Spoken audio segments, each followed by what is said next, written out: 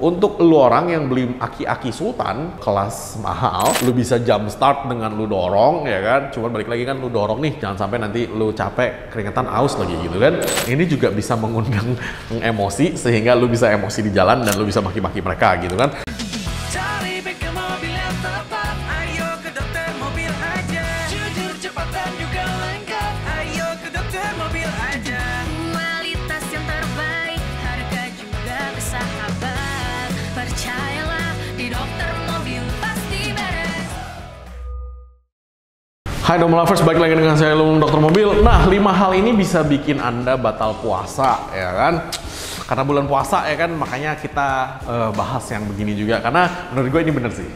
Satu, mobil susah starter, oke? Ketika mobil lu pagi-pagi susah starter, lu bisa marah-marah sendiri dan hari lu bisa jadi jelek. Itu kalau hari lu doang. Kalau sampai lu harus dorong mobilnya dan lu dorongnya agak jauh, otomatis kan keringetan ya kan? Nah, keringetan itu bisa jadi ngos-ngosan dan lu bisa jadi batal puasa. Itu bisa jadi lah ya gitu loh.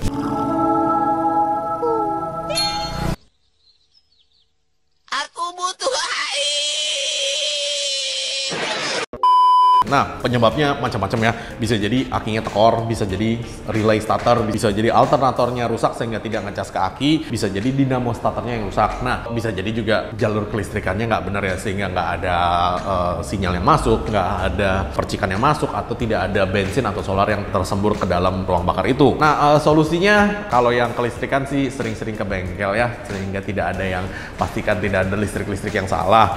Kalau untuk mobil lu Mazda, pastikan busi yang lu pakai sama coil yang lu pakai itu mereknya Mazda, karena Mazda agak rewel sama busi dan coilnya. Ketika lu pakai busi dan coil merek lain, yang saya temukan di Mazda 2 yang lama adalah itu biasanya nanti nggak lama mobilnya berebut sendiri dan itu arusnya balik ke si ECU, jadi ECU-nya harus diservis. Itu yang saya temukan gitu loh. Nah, untuk aki, pastikan aki lu kasih tanggal kapan lu ganti. Nah, jadi aki itu sekarang di Indonesia punya lifespan untuk yang biasa-biasa ya akinya. Lifespan-nya itu 1 tahun. Jadi ketika sudah 1 tahun lebih, lu sudah harus ancang-ancang siapin budget untuk beli aki. Karena kenapa? Udah nggak lama tuh umurnya tuh. Nah, untuk umur aki, lu bisa ke Domo, ke dokter mobil untuk ngecek berapa persen sih umur aki lu gitu kan. Itu kita ada alatnya namanya baterai tester. Untuk lu orang yang beli aki-aki Sultan kelas mahal, Amarok menurut gua masih kelas sedikit lebih mahal daripada yang standar. Kelas mahal tuh kayak Varta, ya kan, Panasonic, yang aki-aki untuk Mercy, BMW, Audi lah ya. Itu akinya harganya 5-7 juta, 8 juta gitu kan.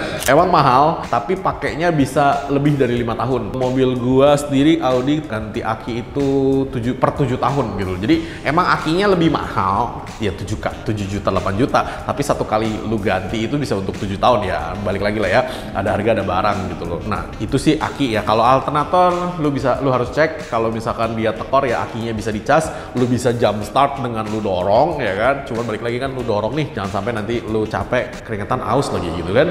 Nah, kalau dinamo starter rusak juga sama. Kalau cuma dinamo starternya doang yang rusak, akinya bagus, dia dinyalain kagak mau, ya berarti lu bisa dorong juga gitu kan. Satu. Nomor 2, mobil overheat dan mogok. Nah, seperti yang tadi nih, ketika mobil overheat dan mogok kan di jalan ya, itu kan repotnya bukan main ya.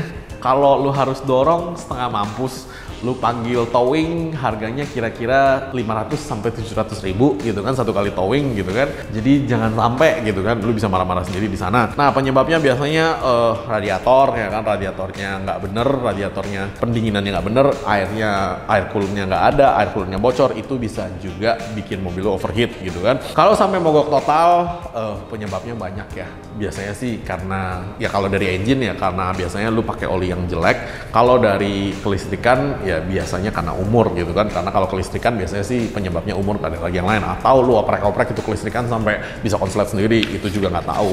Nah, yang nomor 3, simple, AC mobilnya panas. Kita di Indonesia kalau luar panas, lu lagi bulan puasa nggak pakai AC di dalam mobil yang biasanya lu pakai AC ya. Kita ceritanya yang biasanya lu pakai AC, tiba-tiba AC mobil lu mati, lumayan marah-marah men gitu loh. Jadi jangan sampai AC lu mati ya kan. Nah, penyebabnya macam-macam. Kalau AC mati itu bisa kompresor, bisa kondensor, bisa kelistrikan, bisa bocor. Jadi sebisa mungkin di servis secara berkala supaya ketahuan nih penyebabnya apa. Nomor 4, mobilnya limbung. Nah, kalau mobil limbung itu biasanya korelasinya nanti ke motion sickness atau ke mabuk darat ya kan. Nah, kalau kalau lagi bulan puasa mabuk darat sampai muntah kan kasihan gitu loh ya kan. Jadi jangan sampai. Solusinya lu bisa ganti suspensi yang lebih bagus, atau lu bisa pasang Domo buffer supaya nggak limbung, dan kalau kaki-kaki lu rusak ya dibenerin dulu biar gak limbung gitu kan.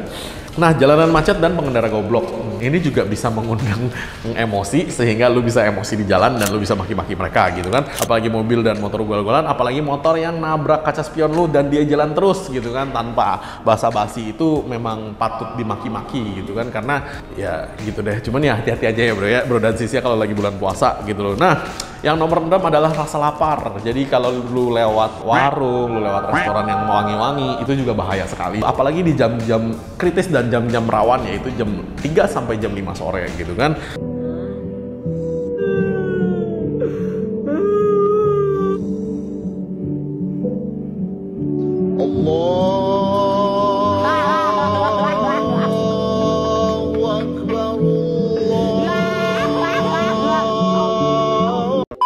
Cuman ya saya berharap puasa Anda lancar dan Anda lancar beribadah di bulan puasa ini. Thank you. Jangan lupa subscribe, like, dan komen di YouTube kami. Thanks.